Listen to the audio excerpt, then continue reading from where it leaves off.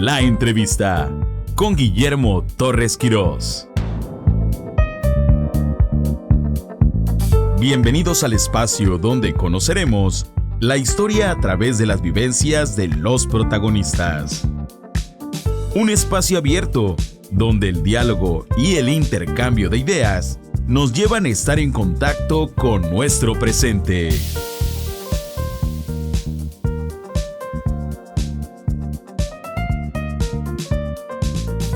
Guillermo Torres Quirós nos invita durante los siguientes 60 minutos a conocer a los personajes clave en la construcción del futuro del país. La entrevista en Más Radio La Paz.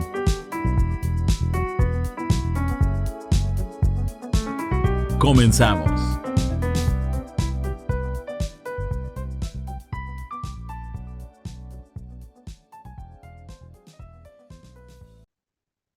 Bueno, pues estamos nuevamente aquí en la entrevista con Guillermo Torres Quirós y en esta ocasión tenemos un gran invitado, como lo han sido todos los que hemos tenido aquí en este espacio, pero aquí en manera particular a un personaje que, pues, podríamos decir, tiene ciertas características, yo diría, únicas en un político mexicano.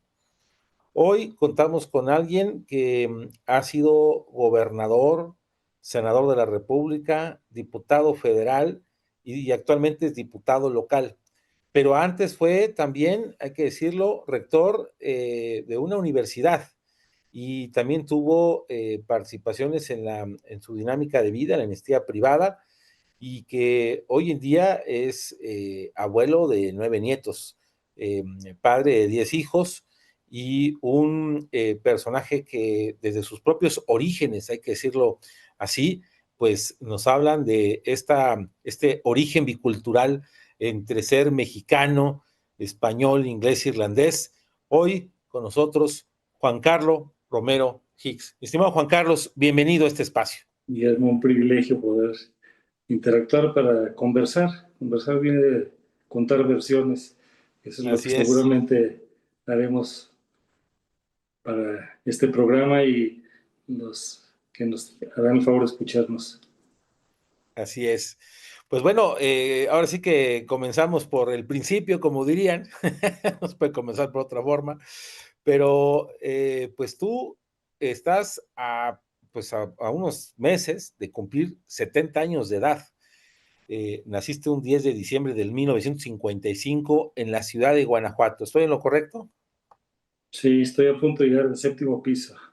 Eso es todo, pero cuéntanos un poco, a ver, tú tienes orígenes mexicanos, los Romero, 6 generaciones en Guanajuato, pero cuéntanos un poco quién fue tu bisabuelo que jugó un papel importante ahí en Guanajuato durante el Porfiriato.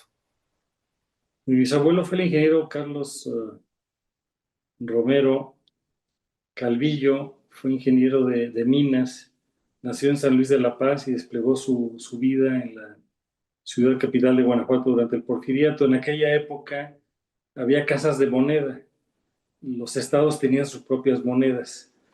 Si en algún momento hubo poco centralismo por la falta de comunicación, fue precisamente en el Porfiriato. Él tuvo 11 hijos, de ahí aprendí parte de la lección, y junto al Teatro Juárez, que está en el centro de la ciudad capital, está un lugar que se llama la Casa de Moneda. Entonces el bisabuelo tenía la Casa de Moneda y ahí vivía con sus hijos.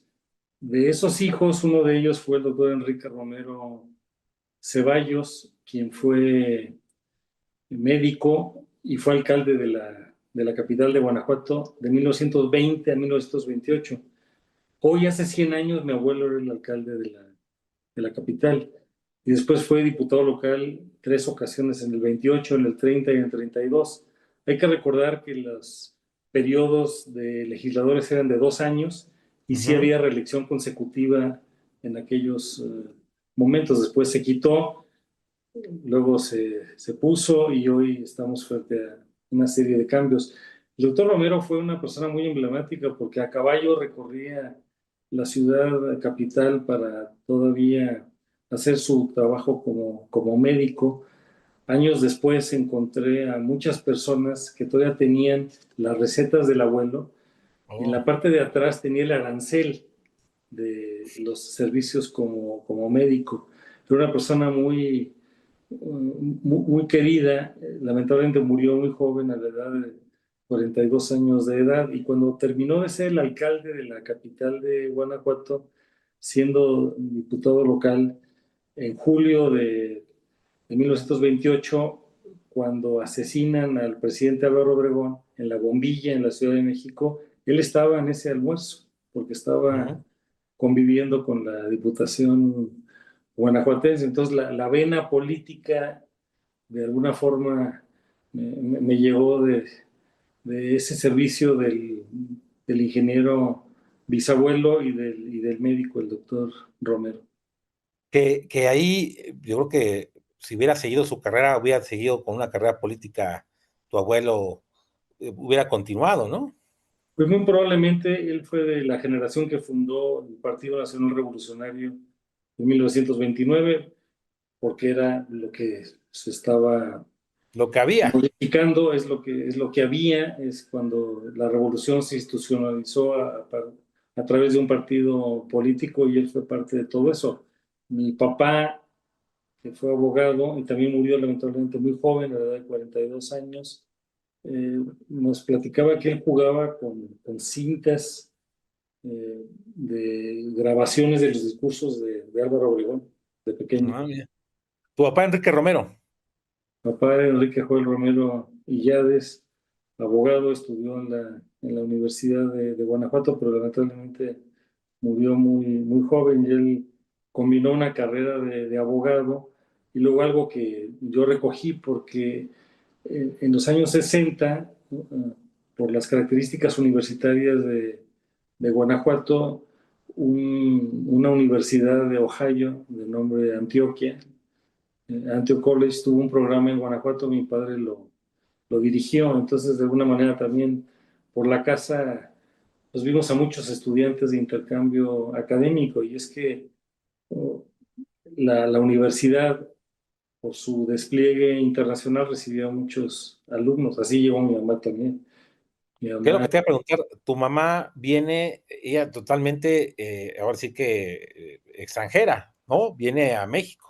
sí, mi mamá vino en 1951, estudiaba letras españolas en una universidad de Massachusetts, era hija única, vino a Guanajuato y se enamoró de mi papá, lo cual fue un drama familiar muy difícil para los abuelos maternos y esa parte bicultural nos marcó mucho porque desde pequeños aprendimos las dos lenguas y me gusta usar la frase cultural de que ser bilingüe es como tener dos manos, ser bicultural es tocar el piano, porque eso te da otra sensibilidad. Y de ella aprendimos la cultura inglesa, la irlandesa, la estadounidense. Sin embargo, como suele ocurrir, la parte religiosa llega más por la parte materna. Mi mamá viene de una familia de cuáqueros que Ujú. llegaron en el segundo barco, eran ingleses, y llegaron a Plymouth, Massachusetts, en noviembre de 1621. Nosotros tenemos todavía el árbol genealógico de mi mamá hasta el entroncamiento de ella y se establecieron en Filadelfia. Pero mi bisabuelo Hicks se convirtió al catolicismo. Como suele ocurrir, los conversos son más convencidos y más Más purificados radicales. que los originales. Entonces, mi abuelo Hicks nació en Filadelfia, estudió en una universidad de Pensilvania de nombre Lehigh, donde estudió, por cierto, Lee Iacocca, que fue el presidente de Chrysler y de Ford, y también fui ingeniero de minas. Entonces, la situación de la minería, que fue el origen de la ciudad de Guanajuato, también marcó la vida de mi abuelo Albert Hicks, aunque él enferma de un tema cardiovascular joven y se dedica más a temas de publicidad en Nueva York. Entonces, mi mamá pues llegó a México y desde el principio nos decía que para hablar con Dios en castellano. Porque aparte, como estudió letras españolas, bueno, pues conocía el idioma. Y muy bien, porque los que estudian historia de México y la lengua castellana como extranjeros suelen saber más que los mexicanos. Cuando de pequeño o de alumno ya en la universidad yo tenía una duda gramatical, recurría a mi mamá, una duda histórica, recurría a mi mamá, un tema de cultura también. Entonces ella se regresa a Estados Unidos, se gradúa en la Universidad de Massachusetts y en el 53 se casa con mi papá en Nueva York y se vino a México hasta hace 3 años que falleció. En algún momento ella fue la estadounidense de mayor antigüedad en todo el estado de Guanajuato. Oye, ¿y cómo fue tu infancia? Digo, ya me adelantaste que por esta cuestión bilingüe, pues bueno, obviamente fue particular, no fue como la de muchos, pero ¿cómo fue tu infancia? Eran 5 hermanos ustedes, tú el segundo. ¿Cómo fue esa infancia en Guanajuato con una mamá americana? Y más después de que, bueno, me imagino en tu juventud, pues tu papá era cuando falleció, pero ¿cómo fue primero esa infancia? Una infancia muy rica en una diversidad de aprendizajes porque Guanajuato capital era una ciudad pequeña, 35,000 habitantes, hoy tiene 200,000, casi todos nos conocíamos, una ciudad sin inseguridad, caminábamos muchísimo, una convivencia familiar muy cercana y cuando íbamos a la escuela, porque estuve primero en un colegio de monjas hasta que me corrieron, no por ¿Por conducta, qué sino por qué te corrieron? Perdón. por ser varón, porque llegó un momento que ya no aceptaban y me cambié a una escuela primaria federal de nombre Ignacio Allende, me cambió la vida, porque tuve como compañeros hijos de personas de diferentes orígenes económicos y culturales, tenía compañeros cuyos padres eran lecheros, tenían tiendas de abarrotes, trabajaban en la Comisión Federal de Electricidad, algunos eran profesionistas, entonces éramos muy felices y caminábamos juntos para ir a la escuela y estuve en un plantel donde había 3 en 1, una escuela primaria federal, Ignacio Allende, una escuela extraordinaria, la secundaria estatal, segundo plantel, y tercero la escuela normal, que es todavía un edificio emblemático que es la escuela normal en Guanajuato, eran como 3 patios, no nos podíamos cruzar para comunicarnos, pero esa diversidad de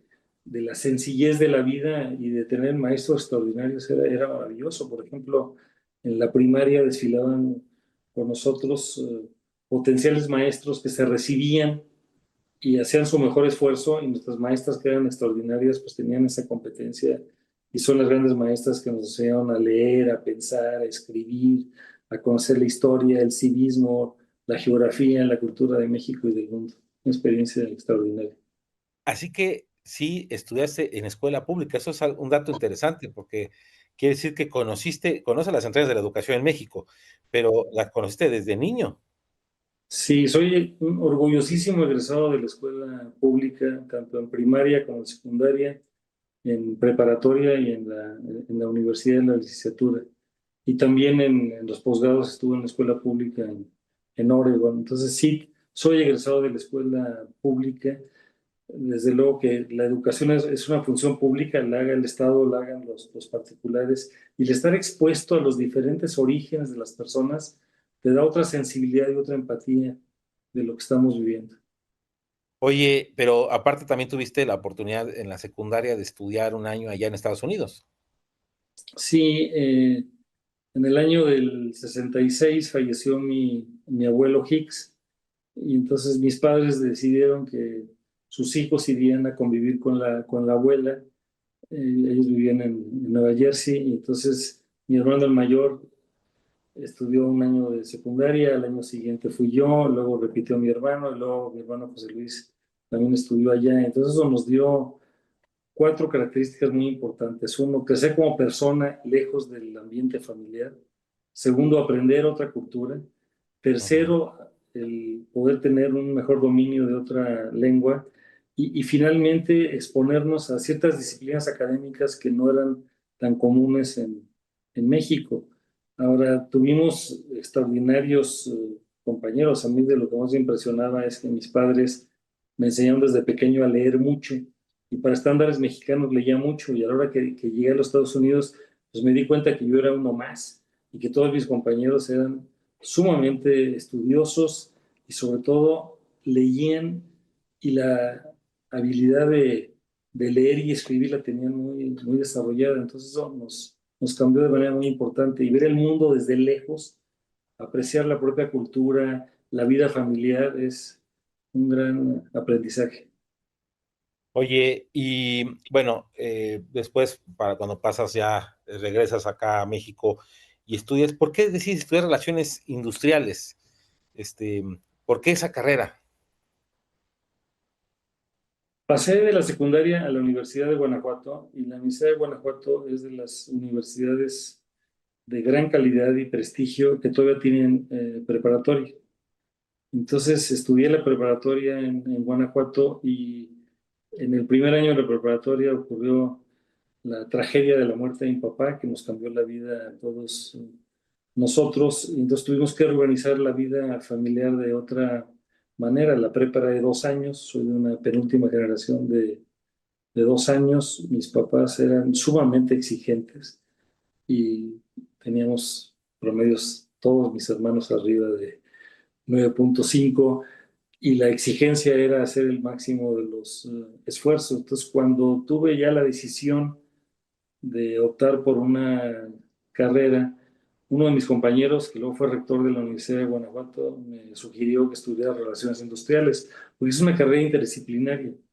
Ujú. Se lleva derecho, sociología, psicología, administración, estadística, diferentes disciplinas para ver el mundo del trabajo. En algún momento ya tenía planes para ir a la Ciudad de México a estudiar en la Universidad Iberoamericana, pero de última hora hablé con mi mamá, me arrugué y le dije, soy de aquí, me quedo y voy a estudiar en la Universidad de Guanajuato. Y es una carrera que me cambió la vida porque aprendes a ver el mundo del trabajo y el mundo en general a través de otras disciplinas. Después se desarrolló el concepto de la transdisciplinaridad, que es ver una disciplina a través de la propia. Entonces, ese conocimiento genérico, transversal, integral de la realidad fue una gran formación, porque es una formación humanística, llevamos materias de humanidades, es una formación técnica, una formación jurídica, que te da una aproximación al mundo y te da una disciplina de vida diferente. Es una carrera que atesoro y que todos los días recuerdo con gratitud. Oye, ¿y qué fue lo primero que empezaste a trabajar? Porque pues, por la situación en casa, imagino que también estabas trabajando o no. Mi mamá hizo un gran esfuerzo y nos estuvo estudiando, no requerimos trabajar en ese momento. Sí, en tercer año de la carrera empecé a hacer prácticas profesionales y cuando terminé la carrera tenía ofertas para ir a trabajar en mi industria y ocurrió algo que también me cambió la vida. Tuve una oportunidad para ingresar como docente de la Universidad de Guanajuato. Hace 49 años, arremangado, empecé a ser profesor de la preparatoria en Guanajuato y en Silao. Ahora soy diputado por Silao y me encontré a compañeros que fueron mis alumnos a los que les di clase hace 46 años. Me los encontraba en la calle y platicábamos. Además, se dio la circunstancia de que pronto en la vida adquirí responsabilidades, me casé.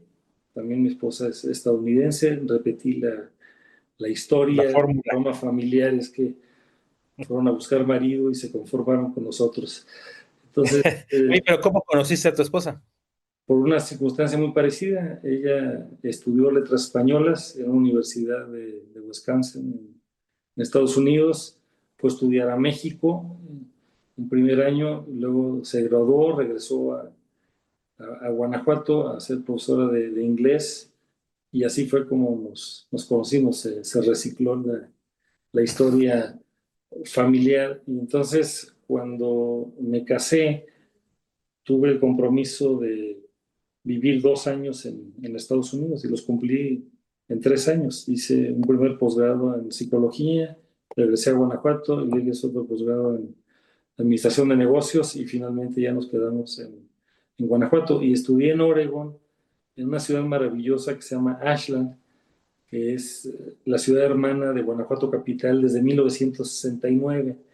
Guanajuato es la sede del festival más importante del continente en materia cultural, el Festival Cervantino. Y Ashland es la anfitriona del festival más importante, probablemente de habla inglesa, en esa parte, que es el Festival de Shakespeare. Entonces, era una relación de ciudad hermana y de ciudad universitaria. Fue una experiencia muy intensa porque el día antes de que empezaran las clases nació mi hija mayor, Martelena. Literal, del hospital me fui al gimnasio de la universidad a inscribirme a mis clases de posgrado en psicología.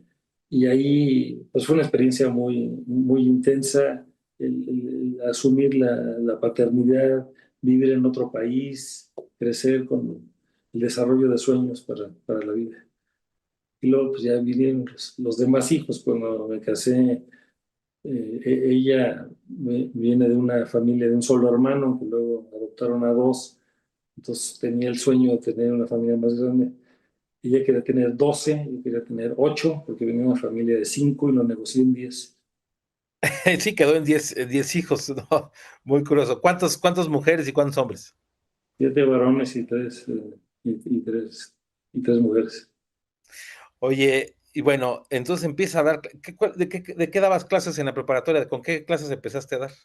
Clases de administración, porque había un bachillerato de contabilidad y nos invitaron a dar clases de administración, de recursos humanos. Entonces, hace casi 50 años empecé a ser maestro de la preparatoria y esa estimulación del contacto con los alumnos es maravillosa, porque cuando eres docente, si logras ser el alumno más aventajado de la clase, vas para adelante. El día que ya no seas el alumno más aventajado, más vale que te retires. Y la enseñanza hoy es diferente, no es alguien que enseña y el otro que aprende, es una interacción y el tener contacto con los jóvenes es siempre un reto, atender sus preguntas, sus sueños, sus controversias, sus quejas y preparar cada clase porque pues no es lo mismo pararse a decir algo que tener algo que decir.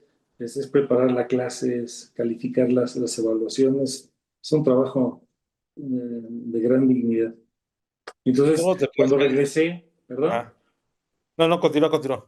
Sí, pero luego, cuando regresé a Estados Unidos en el año intermedio, empecé a ser maestro en relaciones industriales, en materias de psicología, de dinámica de grupos, de sueldos y salarios. Entonces me fui conectando en cargos universitarios, fui secretario académico de mi escuela, después facultad, y una cosa fue conduciendo a la otra, y entonces me quedé en la Universidad de Guanajuato, lo cual me cambió la vida.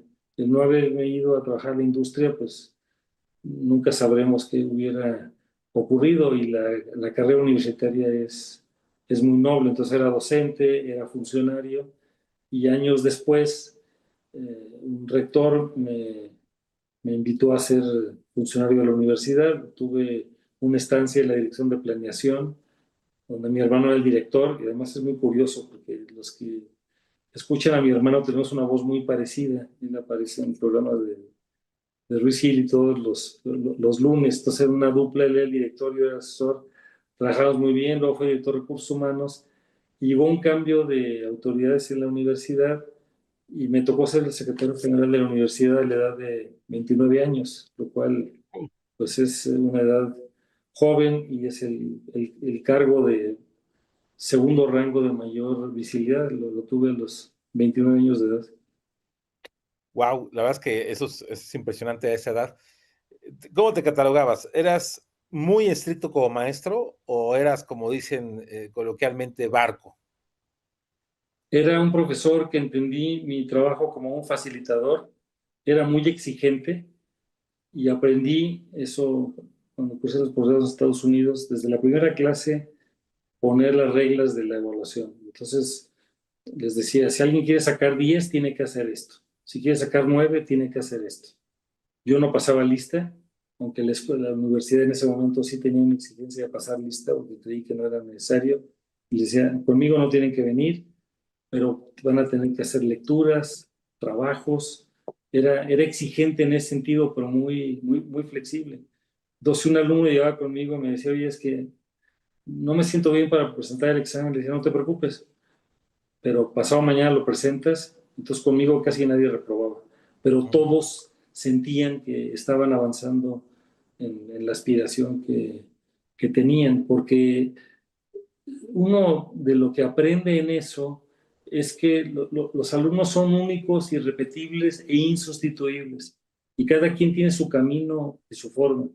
Entonces había alumnos pues, que no les gustaba ir a clase, eso para mí no era problema, pero tenían que leer y hacer trabajos.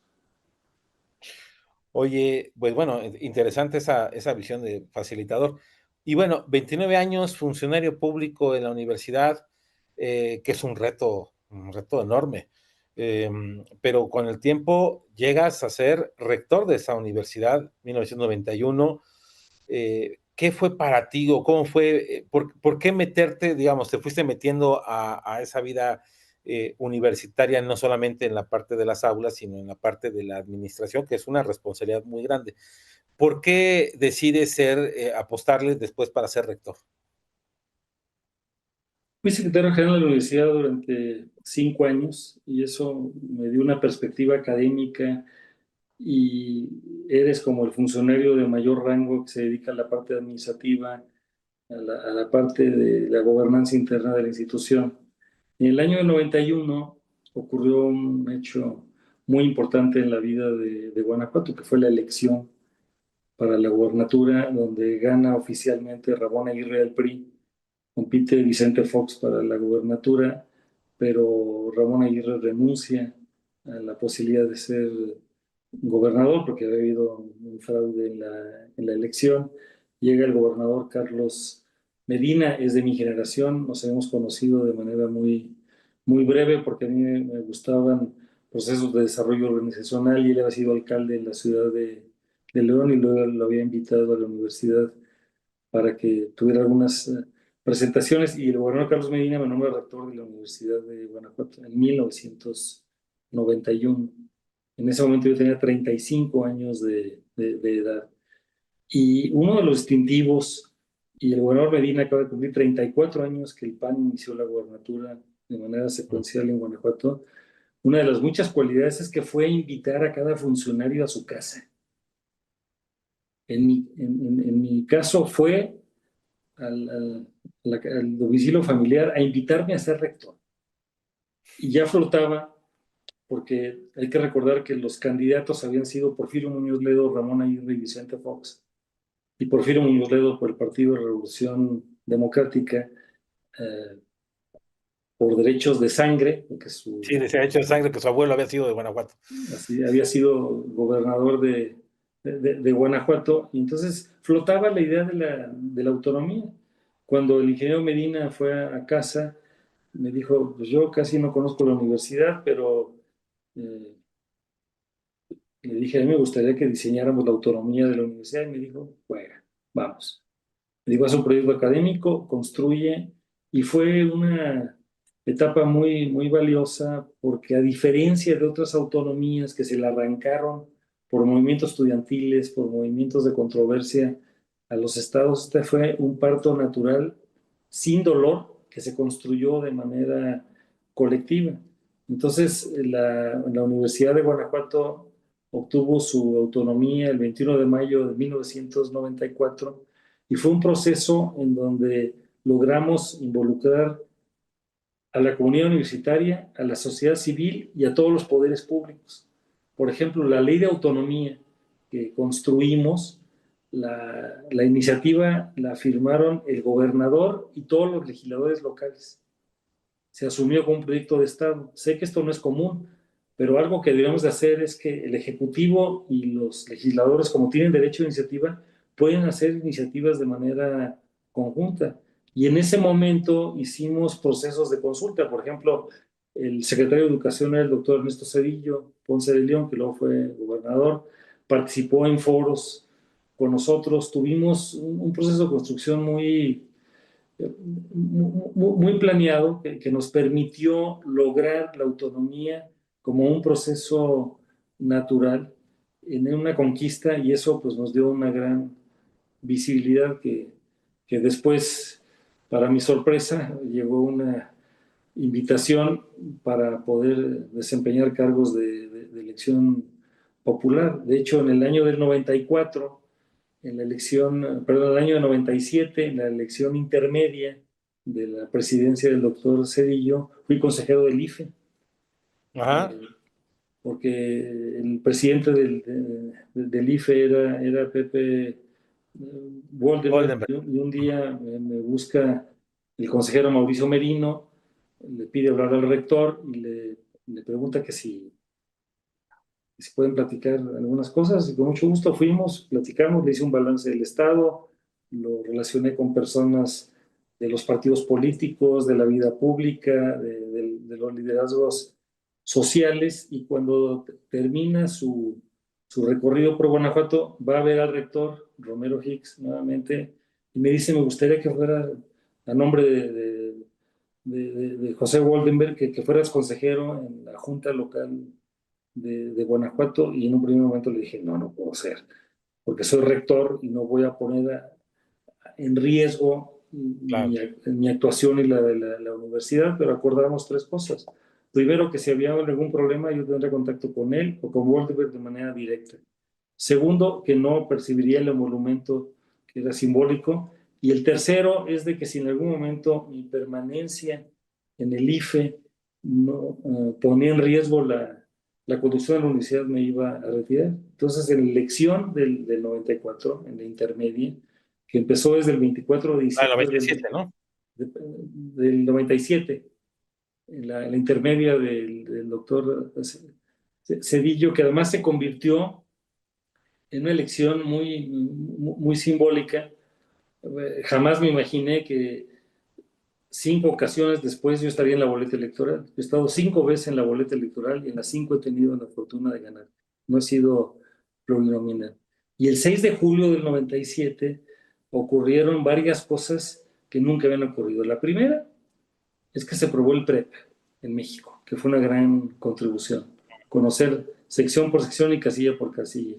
El segundo es que el ingeniero Cárdenas ganó la Ciudad de México. El tercero es que llegó la alternancia del PAN en Querétaro y en Nuevo León.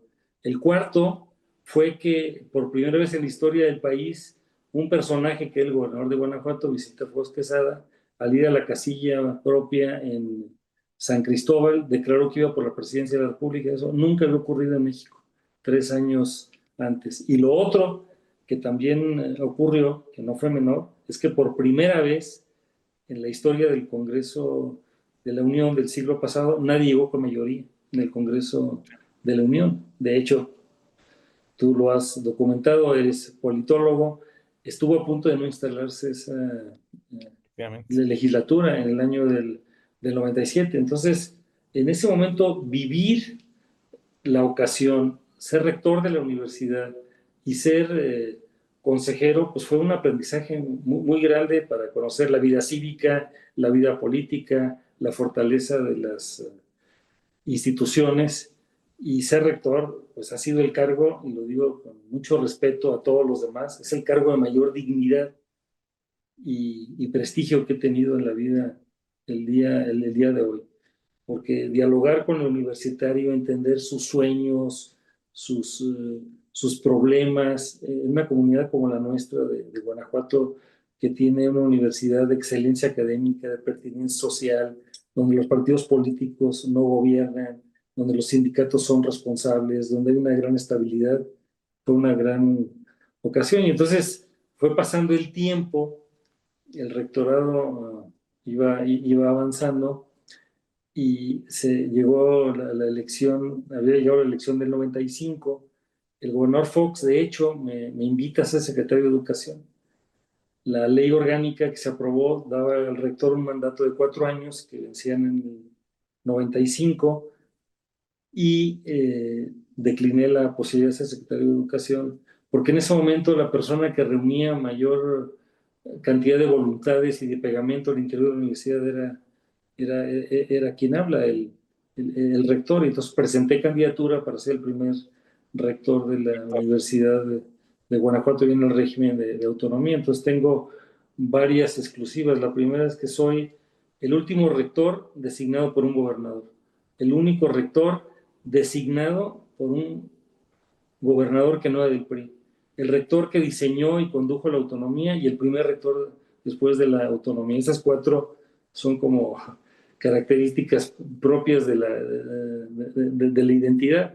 Y luego, como el gobernador Fox fue desarrollando su proyecto para la presidencia de la República, él asume la gobernatura en el 95, terminaba en el 2000 por la transición del interinato del gobernador Carlos Medina Plasencia. Se determinó que el mandato era de 5 años, 3 meses, y empezó a correr la expectativa de que el gobernador quería ser presidente de la República. Y entonces, en ese momento, en la elección intermedia, en la del 97 en Guanajuato, la fuerza del PAN todavía era muy, muy limitada, pero nadie tenía mayoría en el Congreso local. Entonces las fuerzas políticas empezaron a buscar opciones de partidos y de la sociedad civil para ver si alguien deseaba ser eventualmente el gobernador sustituto. Y así me abordaron varios partidos políticos. Era el rector de la universidad, abordaron a varias personas muy serias, porque el PAN era primera minoría, tenía 16.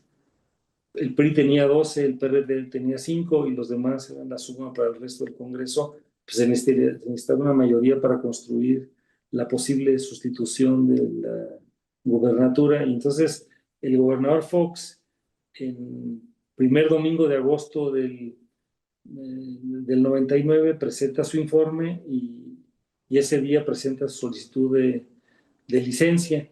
Y en esas fechas lo que ocurre es que, además de que algunos partidos me habían ofrecido la posibilidad de ser considerado, sí tuve una oferta del PAN. Digo que me invitaron con engaños porque nunca me dijeron de la clase ¿De qué se trataba? de condiciones que había dentro. Luis Felipe Bravo había sido egresado de la Universidad de Guanajuato, fue mi maestro del único curso de oratoria que cursé en la vida. Dice que el PAN era un animal furioso, y entonces se presenta la circunstancia de que el PAN va a tener que resolver su gubernatura, y en febrero del 99 toma unas decisiones también más delicadas y sensibles de la vida. Renuncio a la rectoría de la Universidad de Guanajuato para dedicarme durante 11 meses y medio a buscar la candidatura para la gubernatura del PAN, que fue un ejercicio intenso. Era el forastero, a veces no me recibían, me increpaban, me cuestionaban, pero me fue forjando. Y como la carrera que estudié fue la de Relaciones Industriales, es una carrera que se origina en la Universidad Iberoamericana en 1953 con doctrina social cristiana. Y el origen genético, el código genético, tanto de mi carrera de Relaciones Industriales como del PAN y como de Coparmex, es doctrina social. Entonces, y yo he sido profesor de filosofía de relaciones industriales. Entonces le sorprendía muchísimo que iba a los municipios, a los subcomités, a los pueblitos, y empezaba a hablar de la doctrina del PAN, porque yo ya había Sí, estudiado esa. tú tenías de estudiado de antes. Sí, o sea, la había estudiado por mi origen religioso y por mi formación disciplinaria en licenciatura y en posgrado. Yo he sido profesor de relaciones industriales. Y así fue como incursioné en el PAN, que fue una experiencia muy intensa y muy compleja. Porque, Bueno, como vamos. decimos en Ajá. el PAN, y estoy muy agradecido, ya tengo 26 años en el PAN, No hay nada más peligroso que un panista votando en secreto. Muy bien. Vamos a hacer una breve pausa, una muy breve pausa, y regresamos para hablar aquí con Juan Carlos Romero Hicks. Regresamos de esta breve pausa. Y bueno, pues te afilias al PAN, llegas a una candidatura que tuviste un proceso interno en el PAN. En esa época todavía había procesos internos de elección de gobernador. Eh, ¿Cómo fue ganar, digamos, viniendo de fuera, no venías de la estructura panista? ¿Cómo fue eso? Fue un proceso muy difícil. Tuve dos competidores extraordinarios, uno Eliseo Martínez Pérez, que había sido un alcalde muy exitoso de León, y el otro Alfredo Lin Altamirano, mi amigo, a quien conocí por procesos académicos, porque él llegó a dirigir una institución de educación media superior y superior en León en los años 80, y el exponerse a esta posibilidad de ser el candidato a la gobernatura, pues era muy complejo. Estaba en el escenario nacional la elección presidencial, tener un guanajuatense como Vicente Fox ayudaba muchísimo, pero el PAN es un partido que tiene sus circunstancias inciertas y tiene muchos retos. El ser un partido unido, congruente, incluyente, sensible y sobre todo eh, comprometido. Y habíamos tenido el interinato del gobernador Medina del 91 al 95, el periodo constitucional acotado de Vicente Fox Quesada del 95 al 2000. En el 99 pide licencia, entra un sustituto, es Ramón Martín Huerta de grata memoria, y entonces fue un proceso para aprender, porque es más territorio, menos escritorio, es gastar la suela, el sudor, la saliva, escuchar, aprender muchísimo en el diagnóstico. La ventaja de venir a la universidad es que por una formación interdisciplinaria tiene un conocimiento genérico del Estado, sus cifras, sus actores, sus preocupaciones, pero nada suple el poder escuchar a las personas, recibir la palmada, la queja, la sugerencia.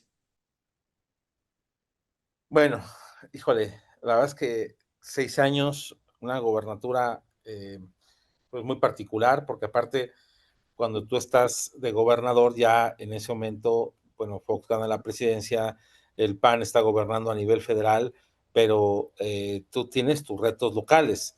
Eh, ¿Cómo fue la relación gobierno federal con tu gobierno tu gobierno estatal? ¿Cómo fue esa relación con esa coincidencia? Porque aparte, pues Fox venía de haber sido gobernador del estado.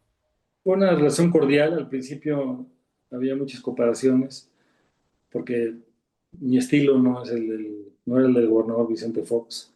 Entonces les dije, yo no soy Vicente Fox, tengo otro perfil, y la ventaja de tener un presidente como él es que entendía muy bien el federalismo para que las decisiones se tomaran de manera local, y también entendía que él, al ser el primer presidente de la alternancia, pues él no podía tener una preferencia manifiesta sobre Guanajuato, sino que tenía que tener un, una relación cordial con todos. Recuerdo mucho el 9 de diciembre del 2000. Nosotros entramos el 26 de septiembre del 2000, hace 25 años y unos días. Y el 1 de diciembre fue la alternancia. El 9, una reunión de gobernadores en León, en Guanajuato. Me tocó ser el anfitrión y estaba muy nervioso, porque pues la mayoría de los gobernadores eran del viejo sistema, y a los pocos minutos se me fue el susto, porque algo que curiosamente la clase política no ha documentado es que a partir del 2000 empezaron a haber gobernadores en este país, porque anteriormente era un centralismo hegemónico. Entonces, hablando con los gobernadores de varias entidades federativas, estaban felices, porque por primera vez un, un exgobernador llegaba a la presidencia de la República en mucho tiempo. ¿Quiénes habían sido gobernadores? Pues el último que había sido gobernador ha sido Miguel Alemán, fue gobernador de Ah, no, Veracruz. Díaz Ordaz, que fue de Puebla. Pero Díaz Ordaz fue senador de Puebla, no fue gobernador de Puebla. Habría que, bueno, ese es el recuerdo que tengo.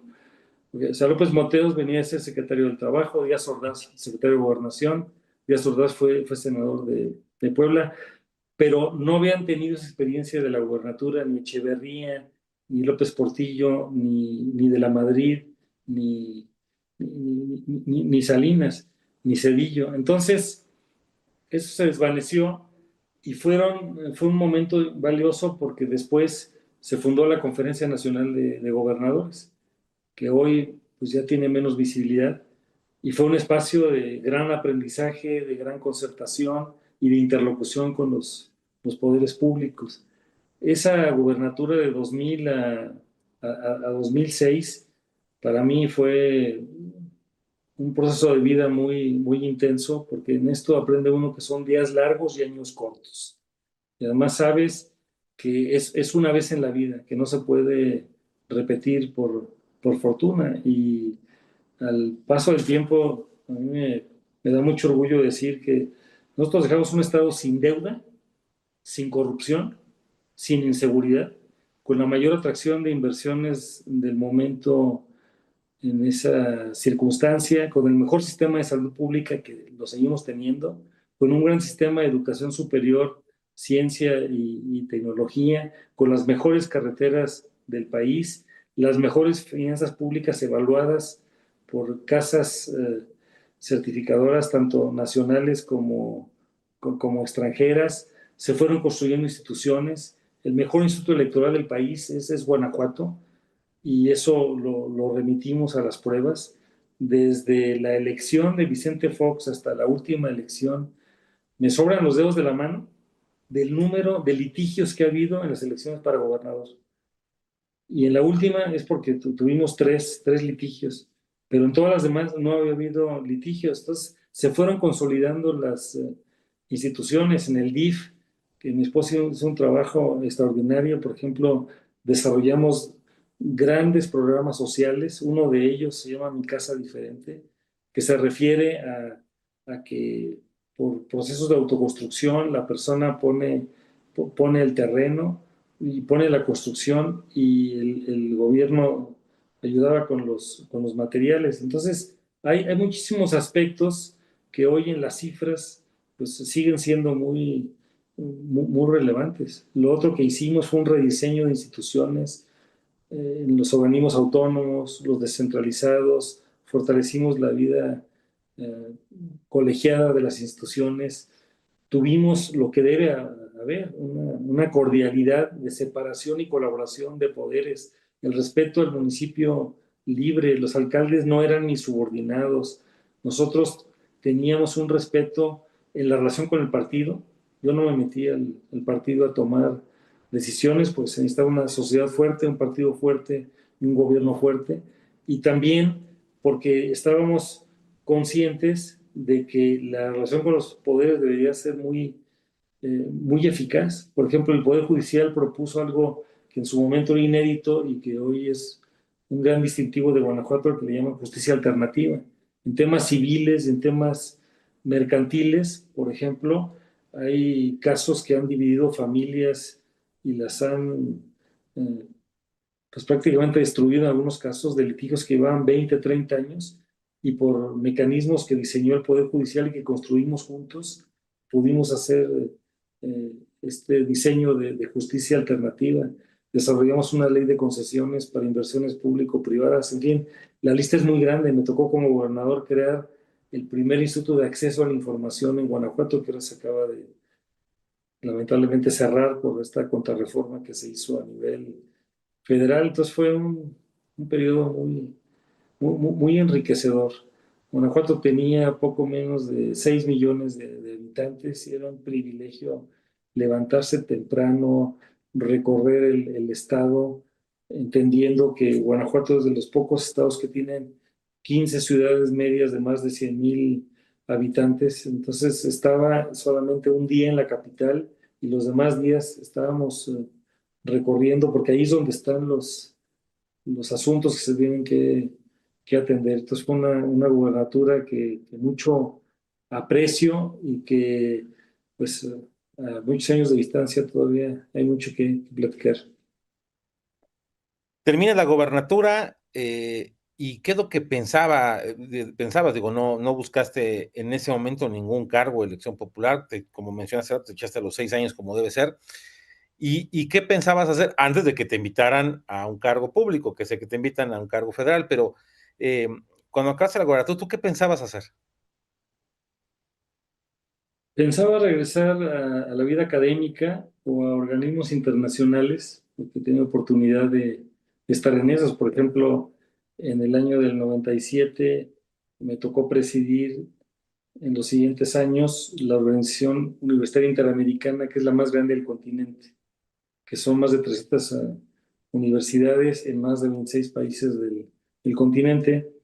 Y como se dio la elección de 2006, y fue una elección muy disputada en la que resulta victorioso el presidente Felipe Calderón, recibió una invitación para ser el director general del Consejo Nacional de Ciencia y Tecnología, que es pues una mezcla de lo que había hecho en la rectoría, en la gubernatura. No soy un científico de origen, conozco los procesos académicos, hicimos una reforma académica en la universidad y el presidente Calderón me invita a ser el director del CONACYT y desarrollamos varias líneas. La primera es la innovación, sobre todo como motor de la economía, porque los países serios que han hecho cosas importantes en el desarrollo han diseñado una cadena virtuosa de educación, cultura, ciencia, tecnología e innovación. Recorrí todo el país, visité todas las universidades públicas estatales, todas las federales, logramos hacer algunas tareas y es una institución muy seria que fundó el presidente Echeverría en 1970. Tenemos al día de hoy más de 500,000 de becarios, programas de posgrado, una gran cantidad de trabajo y ahí estuve de 2006 a 2011. Y después de ahí renuncias porque vas a buscar una candidatura al Senado, no plurinominal, sino de mayoría relativa, de ir a la calle. ¿Por qué regresar nuevamente a las calles y en ese caso al Senado, que algunos dicen que es el estado perfecto del hombre? ¿Por qué ir al Senado de la República? Terminé el ciclo del CONACYT y estoy enormemente agradecido con el presidente Calderón, con la comunidad académica, porque te retan a pensar en lo que nadie ha pensado, a pensar diferente, a entender la pluralidad como una divisa, no como un mal tolerado. Y como venía de cargos ejecutivos, rectoría, gubernatura, el Consejo Nacional de Ciencia y Tecnología, consideré que contribuir desde el ángulo del Congreso de la Unión podría ser valioso y encontré que el Senado de la República podría ser esa posibilidad. Salí a la calle, hicimos campaña con el candidato a la gobernatura, que era Miguel Márquez, nos fue muy bien. Nosotros hemos ganado las elecciones por márgenes muy amplios, por fortuna, la gobernatura por 24 puntos, el Senado por más de 20. Años después, las dos diputaciones federales por más de 30 puntos, la diputación local reciente por casi 15 puntos de diferencia. Es que el contacto con el ciudadano es insustituible y el Senado es un gran lugar porque representa el pacto federal. Entonces, a veces me preguntaban, pues tú quieres en política. De hecho, todavía cargo aquí Tus pulseras de mis campaña. pulseras. Aquí traigo la del Senado todavía, ¿sí? Y traigo la desde las diputaciones. Y me preguntaban, ¿y tú quieres en política? Y les digo, yo soy Juan Carlos Romero Hicks. En un primer momento nací mexicano y guanajuatense. Después me convertí en ciudadano y a los 25 años después entré a un partido político. Y siempre me presenté como senador de la República, no como un senador del PAN. Les decía, soy senador de la República, represento a Guanajuato y quiero fortalecer el pacto federal. Y el tamaño del Senado permite muchas tareas porque ganamos en la primera fórmula con mi compañero Fernando Torres Graciano. Me tocó presidir la Comisión de Educación, que fue el primer tema del Pacto por México. Recordar que el presidente Peña del 1 de diciembre se anuncia el 2 de diciembre el Pacto por México y el 10 de diciembre la primera reforma de las reformas estructurales que se hicieron en energía, en educación, en varios de los temas, telecomunicaciones, pues fue en educación. Entonces presidí la Comisión de Educación, estuve en la Comisión de Ciencia, en la Comisión de Relaciones Exteriores, en la de América del Norte. Me tocó coordinar el diseño del sistema anticorrupción para el PAN en el Senado de la República, la Comisión de Bibliotecas, en fin. Sí, es estado de vida perfecto, que le llaman al El Senado. Es que Senado. hay una broma de que un senador muere y entonces llega alguien y le dicen, es que esta persona pasó mejor vida, y el senador interrumpe y le dice, no, mejor que el Senado no hay. Ay, así es. Oye, y después de ahí, del Senado, vas a la Diputación Federal, nuevamente en mayoría, te conviertes en coordinador del grupo parlamentario, ya por desgracia en una época en la que pues acabó la vida parlamentaria como la conocíamos, aunque todavía te tocó, digamos, bueno, no te tocó, bueno, sí te tocó mayoría calificada por parte de Morena y sus aliados, ¿no? Cuando el Verde traiciona y se va a hacer alianza con Morena. La experiencia de Diputación Federal fue también muy importante porque era un nuevo distrito. Algunos apostaban a que iba a perder, ¿no? Ganamos por 32 puntos de ventaja, y la capital, que es mi enclave, por más de 40 puntos de ventaja. El PAN me nombra coordinador. Hay mitos sobre esto, ¿no? Así después te paso las estadísticas, tú que las entiendes. Nadie llegó con mayoría en esa legislatura del 2018, porque por la forma en que se siglaron las candidaturas, ni Morena tenía mayoría al momento de registrarse. Y luego por la alianza que tuvieron con el PES y que tuvieron con el Partido del Trabajo y con el Partido Verde, se dieron cosas pues, curiosas. Ejemplo, Zoé Robledo llegó por el PES a ser diputado federal y después pasó a ser eh, director del Seguro Social. Yo ha sido mi compañero senador. Entonces se construyó una ficción, porque hay que recordar que el presidente López obtuvo el 53,5% de la votación, pero las alianzas de ellos obtuvieron el 44%, casi 10 puntos menos. No es cierto que llegaron con mayoría.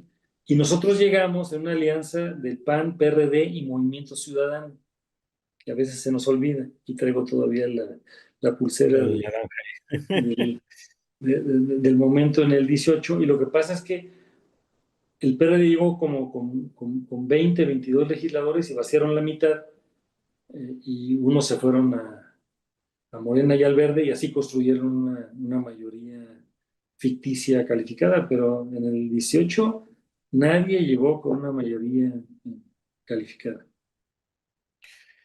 De esa diputación, digo, porque nos está comiendo el tiempo, va otra diputación, una reelección, en el que terminas presidiendo la comisión de transparencia ahí en la Cámara de Diputados, y después de ahí brincas algo que es raro, yo creo que eres el único caso, nunca he escuchado otro caso así, de alguien que de haber sido gobernador en su trayectoria, senador, diputado federal, brinca a una diputación local.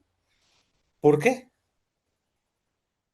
Cuando terminamos la segunda Diputación Federal, que también mucho agradezco, y representó un distrito diverso, que era Guanajuato Capital, San Felipe, San Diego, La Unión y Ocampo, se presenta la elección del 24, la gran elección, y estuve a punto de ser candidato a la alcaldía por la capital. Por razones familiares y de otra naturaleza no se dio esa candidatura, y entonces en el ánimo de conservar la capital y en un nuevo diseño, me tocó la capital y la mitad de Silao, que es donde está, por ejemplo, el puerto interior, que es la inversión en infraestructura más importante que se ha hecho en la vida del estado de Guanajuato, y que está cerca del aeropuerto. Entonces por eso fui otra vez. Y esta, a mí me la pusieron más difícil, porque se dieron alianzas de PAN, PRI PRD. y PRD, pero no se hicieron en todas las candidaturas. Yo salí solo por el PAN. Entonces tuve que hacer un esfuerzo adicional. Las personas son muy nobles, y después de 18 años de estar en la Gran Tenochtitlan o lo que queda de ella. Regresar a Guanajuato ha sido una experiencia mística, reencontrarme con, con las vocaciones de un Guanajuato con algunos actores que son los mismos, otra clase política, algunos problemas se nos fueron descomponiendo y hoy pues, estoy haciendo un trabajo, sobre todo presidiendo la Comisión de Gobernación y Puntos Constitucionales. El año pasado, el primer año, procesamos 20 reformas nacionales, 5 locales, rediseñamos la ley orgánica del Congreso, en fin, el mejor lugar es donde puedes contribuir, en donde tienes nombre, rostro, corazón, domicilio y apellido, y donde eres el receptáculo de los sueños y los anhelos de las personas. Juan Carlos, pues la última pregunta, siempre hago esta de manera especial, que es si fuera la última vez que pudieras ver a tus 10 hijos, no voy a mencionar por tiempo los nombres de cada uno de ellos, y a tus 9 nietos, ¿qué les dirías si fuera el último mensaje? Yo sé que uno de ellos, Juan Carlos, pues murió de forma inesperada, pero ¿qué les dirías a todos ellos, a toda tu familia, a tu esposa también? ¿Qué mensaje les darías si fuera la última vez que tuvieras la oportunidad de verlos a ellos? Hay una frase de Blas Pascal que dice que si no se vive como se piensa, se acaba pensando como se vive. Y nosotros estamos convencidos de que lo que requerimos es tener ética, un rasgo humanístico en la persona y sobre todo un gran legado. De lo que más me marca y me enorgullece de mis hijos es que he podido equivocarme en muchas cosas, pero nunca he tenido una denuncia por corrupción. Y eso no es porque sea un santo, sino porque he cuidado. Hay 3 cosas que me marcan: la prudencia, la verdad y la legalidad. En cualquier actuación de mi vida pública he buscado ser prudente, veraz y apegado a la legalidad. Y todo esto se envuelve con la parte de la ética. Entonces, pues lo que quiero que vean es en el epitafio que sí logramos algunas cosas, construimos la autonomía universitaria, dejamos un gobierno honesto, sin corrupción, sin inseguridad, sin deuda, y en los cargos siempre tratamos de transformar las instituciones. La diferencia entre lo que somos y lo que queremos ser es el tamaño de los ideales. Y eso es lo que yo quisiera que permaneciera. Gracias, Juan Carlos. Te agradezco muchísimo por esta entrevista. Faltó hablar de muchas cosas, pero creo que lo más importante fue que pues, nos platicaras una trayectoria de vida interesante. Y este espacio lo que hacemos es tratar de motivar a la gente a que hay pues siempre caminos para seguir adelante y para enfrentarse a las adversidades. Bueno, pues te agradezco mucho y los invitamos a seguir con toda la programación de Más Radio La Paz, aquí en el 101.5 de FM, aquí en Baja California Sur y para todo el país y para todo el mundo. Hasta la próxima. Gracias, Guillermo. Gracias a la audiencia.